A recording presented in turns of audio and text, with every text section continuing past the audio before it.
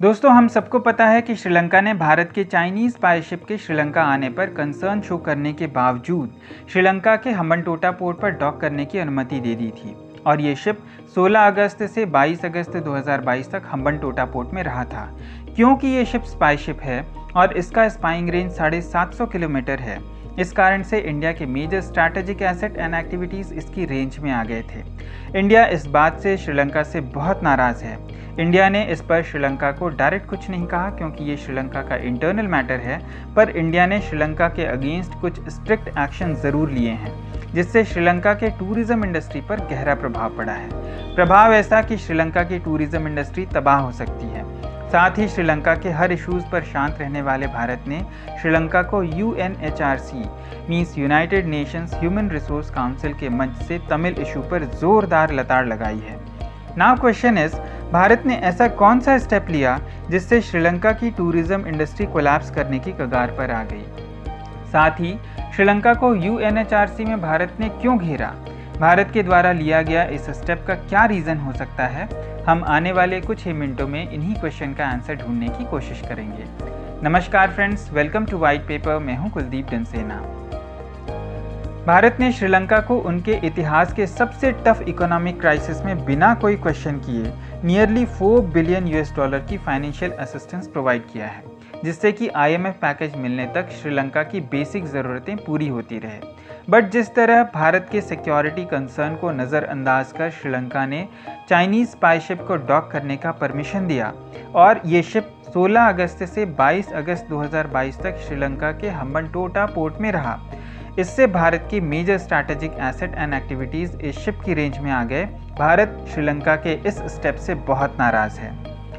इस पर भारत ने एक्शन लेते हुए इंडियंस को श्रीलंका ट्रैवल को लेकर 25 अगस्त 2022 को एडवाइजरी जारी किया, जिसमें भारत ने श्रीलंका ट्रैवल करने वाले भारतीयों को अपनी सेफ्टी के साथ साथ बाकी सभी फैक्टर्स जैसे करेंसी कन्वर्टिबिलिटी, फ्यूल सिचुएशन को ध्यान में रखने की बात कही।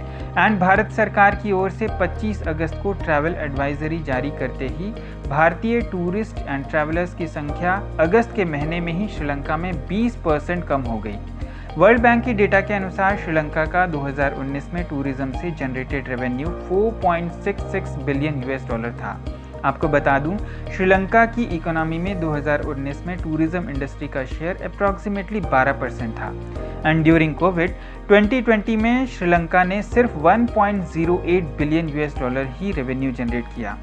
एंड अब ड्यूरिंग श्रीलंकाज इकोनॉमिक क्राइसिस वहाँ के सभी सेक्टर्स बुरी तरह प्रभावित हैं एंड इन सब के बीच भारत से ट्रैवल एडवाइजरी के कारण टूरिस्ट की कमी श्रीलंका के लिए बड़ा रेवेन्यू लॉस है।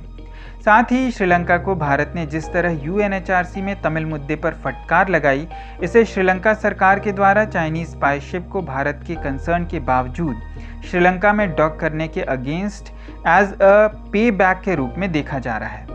भारत ने सोमवार को UNHRC की मीटिंग में तमिल मुद्दे के पॉलिटिकल सॉल्यूशन पर लैक ऑफ मेजरेबल प्रोग्रेस को लेकर कंसर्न शो किया है। साथ ही श्रीलंका को 13वें संशोधन लागू करने और जल्द से जल्द प्रोविंशियल काउंसिल इलेक्शन करवाने का आग्रह किया है। भारत ने कहा कि भारत हमेशा संयुक्त श्रीलंका के फ्रेमवर्क के अंदर एक राजनैतिक समझौते के माध्यम से तमिलों के न्याय, शांति, समानता और सम्मान पर जोर दिया है।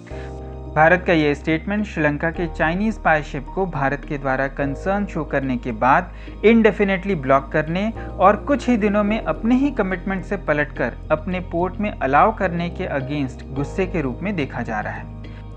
भारत ने इस मुद्दे पर अब तक सॉफ्ट रुख अपना रखा था। इंडियन डिप्लोमेट के अनुसार जिस तरह current economic crisis and political instability Sri Lanka में देखने को मिल रहा है, इससे डेट ड्रिवन इकोनॉमी का लिमिटेशन और इसका आम जनता पर इम्पैक्ट क्या हो सकता है ये पता चलता है। लोगों की क्षमताओं का विकास और उनका एम्पावरमेंट ये श्रीलंका के इंटरेस्ट में है, जिसका prerequisite devolution of power to the grass root level means ज़मीनी स्तर पर पावर का हस्तांतरण। तो दोस्तों, आपको क्या लगता है, क्या भारत का ये स्टेप श्रीलंका को भारत का इम्पोर्टेंस बताने के लिए काफ़ी है या और भी कुछ स्टेप लिए जाने चाहिए? कमेंट बॉक्स पर हमें ज़रूर बताएं। वीडियो पसंद आया हो तो हमें लाइक करें, सब्सक्राइब करें, शेयर करें। धन्यवाद।